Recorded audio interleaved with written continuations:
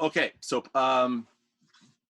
this is from the 2018 exam, question 4. All right, so we're given this problem where all these variables are defined. So they tell us that there's this boat. The mass of the boat is mb. The boat can displace a maximum volume of vb.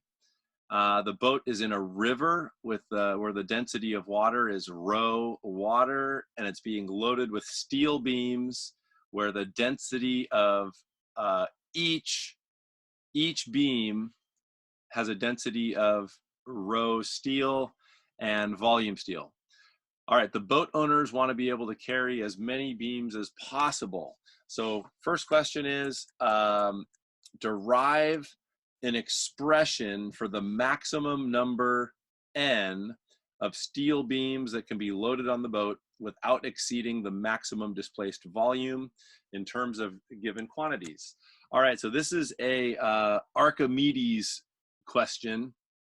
So let's say that this represents the boat right here. So here's our boat, you know, it's floating in water, like that. So the forces on the boat, well, first of all, the boat has a mass, and therefore the boat is exerting a downward force. This is the weight of the boat, or force of gravity of the boat. So this is going to be mass of boat times gravity. And then the boat is also loaded with these steel beams. We have all these steel beams on the boat. So that's a separate downward force, separate from the weight of the boat itself. So let's draw that as a separate force. So we're going to have mass of, so we won't say B, for B is for boat. So let's call this steel, S for steel, times gravity. So that this is for the beams. Those are for the steel beams on the boat. Okay, now if this boat is floating, there must be an upward force canceling these two downward forces, because we know that the boat is not accelerating, at least not vertically, not up or down. The boat is floating in water. So this upward force that keeps the boat floating, we call it the buoyant force. And what Archimedes' principle tells us is that the buoyant force is always equal to the weight of the displaced fluid. And again, you know, we're not talking about all the fluid in the whole entire river. We're talking about the fluid that the boat displaced. So let's call this mass of water displaced times gravity. So this is the basic setup. So let's just go, we're going to go ahead and we're going to sum forces. So summing the forces, you know, saying up is plus and down is minus. We have mass of water times gravity minus the mass of the boat times gravity minus mass of the steel beams times gravity. And the sum of the forces always equals ma, always, always, always. But like we said, there is no acceleration because the boat is just at rest vertically. So that goes to 0. Sum of the forces goes to 0. All the g's cancel out, which cleans this up quite a bit. We can cancel the g's. And then the next thing we're going to do is we're going to use the density equation. So we know that density equals mass over volume. So therefore, mass is density times volume, and we're going to plug that in. Now, we can leave this alone because that's one of the given variables, right? No, not that one, actually. This one. This was a given variable right here, the mass of the boat. So we can leave that guy alone. Let's see, was this a given variable? The mass of the steel? No. So we need to substitute this. We gotta substitute this in here, and we gotta substitute it in there, because mass of water and mass of the steel beams, those were not given. Okay, so let's substitute those in. So we're gonna go substituting in here. We're gonna go density of water times the volume of the water, which is going to be this right here. So the maximum water displaced, it says right here, the maximum water displaced is going to be VB, volume of boat. So density of water multiplied by the maximum water that can be displaced, which is VB, minus mass of boat, minus, now we're going to substitute in for the steel beams. So this is going to be density of steel times volume of steel equals 0. I forgot one thing. For the steel beams, this would be for one steel beam. So what we got to do is we got to multiply that by N, which is the number of steel beams. N is the number of steel beams. So this alone, that's one beam. So we need to multiply by N, which would give us the total weight of all the beams. So let's put our N in here. So multiplied by N, number of steel beams.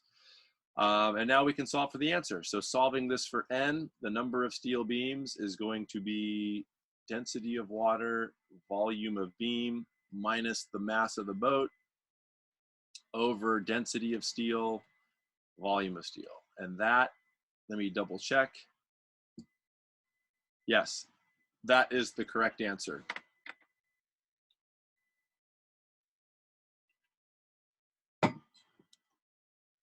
Okay, so moving on to part B. Now part B for the year 2020, I'm gonna use this video for future years, but for this particular year with the worldwide pandemic, this topic will not be on the AP test this year, but I'm gonna explain it super quick anyway for the kids watching after the year 2020. So this is an optics question. So part B is talking about, there's this film of oil. There's a film of oil here. So we got oil, we got water, and we got air. And it says that in one area, the oil film looks mostly green. Explain how constructive interference contributes to the green appearance. Assume the index of refraction of the oil is greater than the index of refraction of the water. So here's what's happening.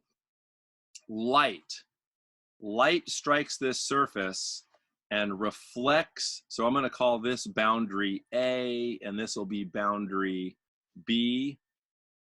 So we have reflection at boundary A, but there's also refraction at boundary A. And then we get another reflection at boundary B, and then a refraction there. Now, let's call this ray 1, and let's call this ray 2.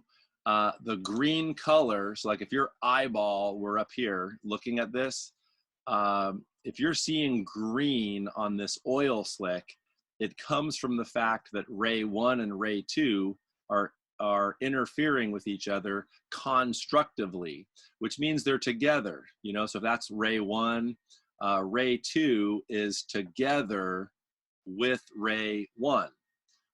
They're adding to each other. Now, the visible range of light, you know, the human eye can see wavelengths from 400 nanometers to 700 nanometers, and green is like smack in the middle, so probably like around 550 nanometers. Only specific wavelengths are going to be able to interfere constructively, because there's two factors at play here.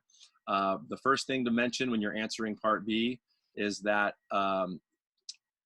these rays are going to have a phase change, which basically means peak instantly changes to trough. You get a phase change when reflecting off of a more dense medium. So comparing air and oil, ray 1 had a phase change at that when it reflected off boundary A. Ray 2 reflecting off of boundary B had no phase change because water is less dense. It said here, assume the index of refraction of the oil is greater than that of water. So there would be no phase change if oil has a higher index of refraction than water. There'd be no phase change. So phase change is important. And then the second thing to mention here is that ray 2 traveled farther than ray 1 because ray 2 had to go down and then back up again. So if the film had a thickness D, ray 2 traveled an extra distance of 2D. So that phase change and the extra distance traveled is the reason why only specific wavelengths are going to end up constructive like this. You know, if you went to a different wavelength, so say from 550 you jumped up to like 600 nanometers, you're not going to get that same constructive interference, assuming the thickness of the film stayed the same. Okay, all right, so moving on to part C, which is going to be on the 2020 AP exam. This is a flow rate question. So part C, you know, you could think of it like this. So here's kind of the background info. You got water flowing through a pipe like so. So one of the ideas in fluids is this idea of flow rate. So flow rate is volume per time. So metric unit would be, you know, volume is going to be cubic meters, time is going to be seconds. This is the basic definition of flow rate. However, another way to calculate flow rate is you take the cross-sectional area, which is like how fat this pipe is, and you multiply by the velocity of the fluid. So if you take the cross-sectional area and multiply by the velocity of the fluid, check out what happens. So area is meter squared, velocity is meter per second. This gives us cubic meter per second. So this is another way to calculate flow rate. So now if we call this area region 1 and we call this area region 2, so this would be A1, V1, this would be A2, this would be V2. I mean, even somebody who's never taken physics before knows that if you have fluid flowing through a pipe, like water through a hose, and you get to a skinny nozzle, the fluid speed has to speed up. And the reason for that is that this flow rate, which is volume per time, must stay constant. So we're going to say flow rate region 1 equals flow rate region 2. So substituting this in right here, we're going to go A1 V1 equals A2 V2. Now, let's look at this specific problem. So the water's not flowing through a pipe here. It's flowing, it's a flowing river. So, so the river is a constant depth. They specify that right here. It's a constant depth. So let's say the depth of the river is D, and then the width of the river to start is 60 meters. So the initial area, so let's call that A1, the initial area is going to be 60 meters times D. That would be the area of that, you know, the area through which the river is flowing. Now, what they say is that and by the way, the velocity of the river there, they tell us that the velocity of the river is 5 kilometers per hour. So then what they say is that the river gets narrower with the depth remaining constant. So depth stays the same. The river now is 30 meters wide. So the new area, A2, is going to be 30 meters times D. And then the question is, well, what would be the velocity? So just like here, if the area gets smaller, I mean, it's still the same fluid flowing down that river, the flow rate must stay constant. So we're essentially solving this for V2. So V2 is going to be A1 V1 over A2. So our A1 was 60 D. V1 was 5 kilometers per hour. And then A2 was 30 D. The D's drop out. We get 10 kilometers per hour.